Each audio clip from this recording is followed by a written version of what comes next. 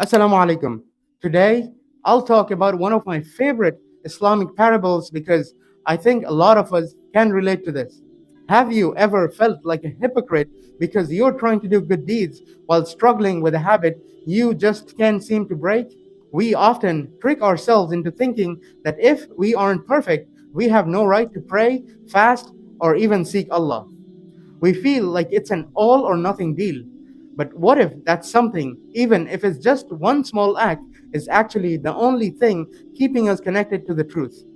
There is a powerful story about a group of travelers who were ambushed by highway robbers in the desert. As the robbers took their goods, the travelers noticed something really strange. While the rest of the gang was eating and celebrating their loot, their leader refused to eat. A scholar among the captives found out that the leader was fasting, and the scholar, confused by this, asked him, "You rob people, you commit great sins, and yet you're fasting? Does your fasting even matter while you're doing all this?" The bandit looked at the scholar and gave an answer that changed everything. He didn't make excuses for his crimes. He simply said, "I have closed every door between me and my Creator, but I'm keeping this one door open. I'm terrified that if I close this, I will never find my way back." He wasn't pretending to be a saint. He was just trying to keep one tiny connection alive. Years later, that same scholar was at Hajj and saw the man again, weeping and pleading for Allah's mercy. He hadn't just used that door, Allah opened it for him so he could walk through it to a new life. Here are three lessons we can take from the story. Number one, don't ever let failure close all your doors. The bandit knew that as long as he kept one small act of worship, he had a breadcrumb trail back to Allah. If you are struggling, do not let your mistakes convince you to quit your prayer or your charity. Keep the lights on in at least one room of your soul.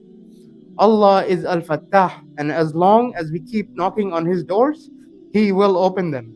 Number two, worship is not a reward. We make the mistake of thinking we should only worship when we are good. But worship is not a trophy for the perfect.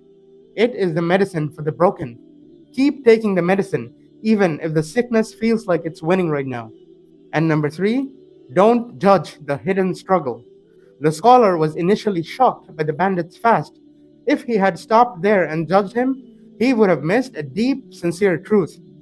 We see people's sins, but we don't see their hidden attempts to hold on to the rope of Allah. Never assume you know the state of someone else's heart. We have to stop looking at our sins as a reason to run away from our obligatory duties, and we have to stop judging others based on the sins we see. It is easy to feel unworthy when we aren't at our best, but that is exactly when we need to keep those small doors open. The goal is not to try and pretend we are perfect. The goal is to strive to keep the connection with Allah alive, no matter how messy our days become. We were never promised a life without mistakes, but we were given a promise that the path back is always open to those who keep looking for it. Let's hold on to our small acts of goodness as if they're the most valuable things we own.